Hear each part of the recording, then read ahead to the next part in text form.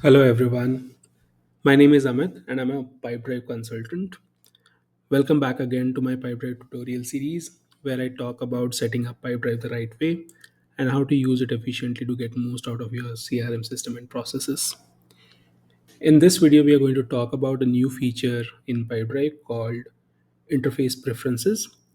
We are going to look at customizing the sidebar in Pipedrive to remove unwanted features and reduce distractions.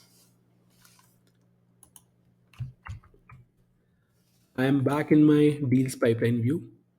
To open the interface preferences section, I'll go to my company settings and I'll find the interface preferences option inside my Pipedrive account.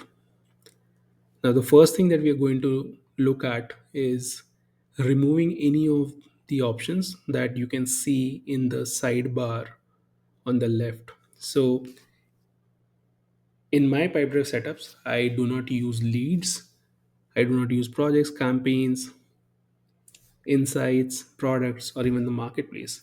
So I'm going to first clean up anything that I do not use.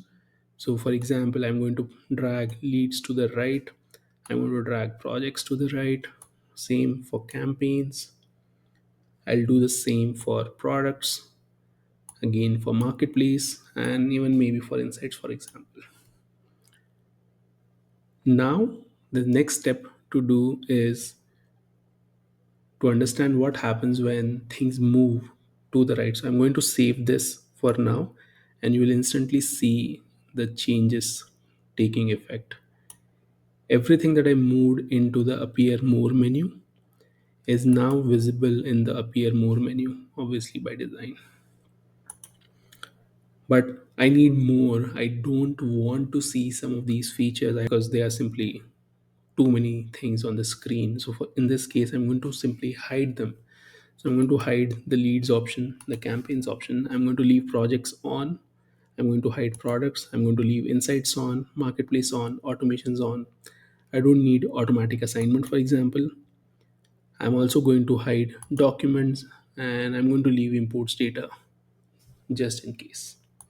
I'm going to save this and now you can see all these options that I have set up as hidden have simply disappeared from the sidebar more option, right?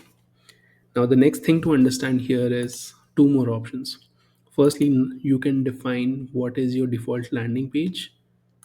In this case, let me quickly refresh this tab and see if the options change.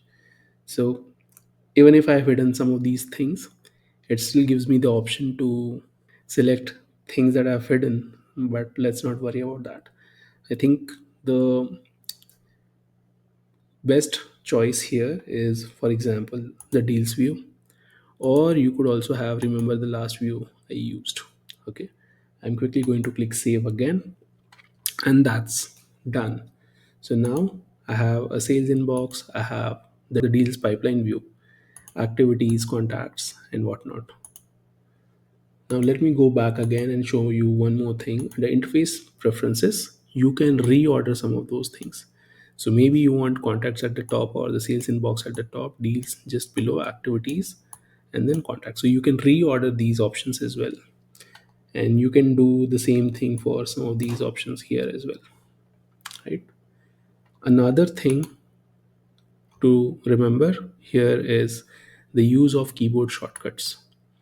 So the overview tip here says that if enabled, you can navigate between features and use quick add actions using your keyboard. So these keyboard options are not just about these keyboard shortcut options.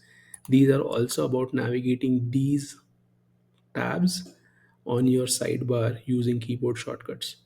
So you may have noticed that when I hovered over these options, you are seeing a number next to the name of the tab. So what this means is if I click 1 on my keyboard, it will take me to the sales inbox. If I click 2, it will take me to the deals inbox. If I click 3, it will take me to the activities view. So these shortcuts are extremely handy and I would suggest keeping them on in your configuration. Now, the thing to remember about keyboard shortcuts for the left sidebar is that these shortcuts are going to be numbered chronologically. So the option at the top is always going to be 1. The one after that is going to be 2, 3, and 4. So in case I change or drag contacts at the top, when I click 1 this time, it will take me to the contacts view. So hope you liked this about cleaning up your Pipedrive view to reduce distractions.